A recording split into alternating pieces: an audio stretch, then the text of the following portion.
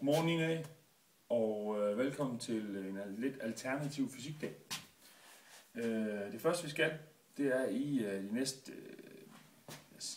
times tid, skal forklare, ligesom jeg gør her, på noget video overfor jeres klassekammerater, hvad nogle forskellige emner inden for atomfysik er.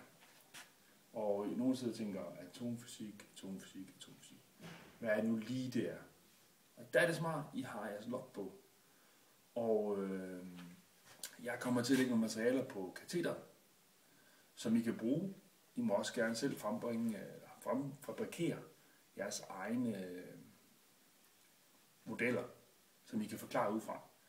I skal forklare nogle ting, og det skal være, hvordan et atomkraftværk fungerer. I skal forklare, hvad et alfa-henfald er. I skal forklare, hvad et beta-henfald er. Og I skal forklare et gamma-henfald.